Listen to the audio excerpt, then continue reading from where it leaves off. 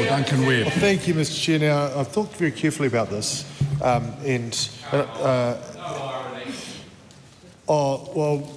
Mr Ducey, on this side of the House, we do think carefully, unlike the people who come up with this bill, who really didn't think it out.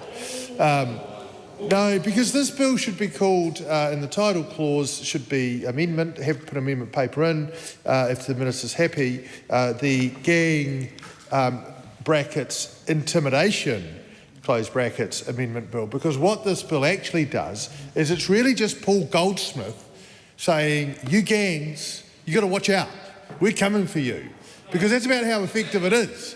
It's as effective as Paul Goldsmith with his MAGA cap on saying, we're coming for you, and the gangs, you know what, the gangs are quivering in their boots. That's about how effective this is, because this is Paul Goldsmith trying to intimidate gangs out of their patches. We know for a fact, we heard quite clearly that the police are not going to go around and hunt out gang patches. This is utterly window dressing. It's just an utterly ineffectual attempt by that government over there to address gangs by trying to scare them out of their gang patches. Boo!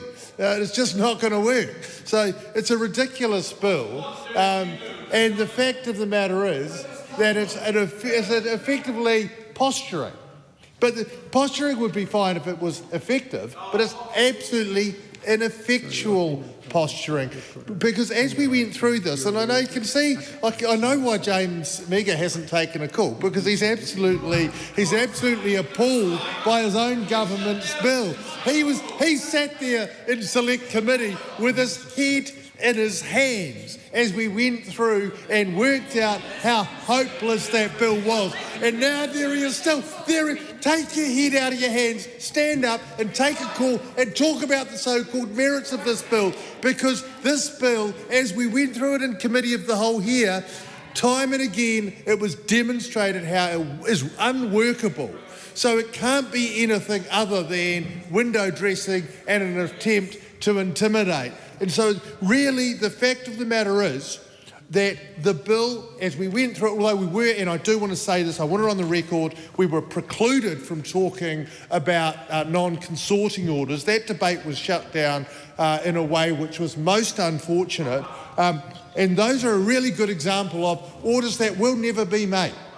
Just like non-association orders which already exists under the Sentencing Act and are pretty much never used, because they're not useful, they're not effective, they don't have any actual criminal justice purpose. And so what we have here is a bill which is ineffectual window dressing. None of the things, gang patches, dispersal notices, consorting orders, sentencing aggravating factors, none of them are workable.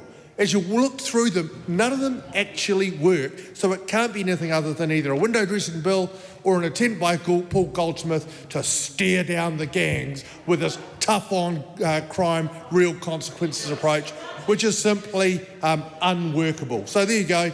If the minister's happy to have it called the gang brackets, intimidation, close brackets, legislation amendment bill, or perhaps the gangs, brackets, Paul Goldsmith intimidating them, close brackets, amendment bill, that might be a more appropriate title.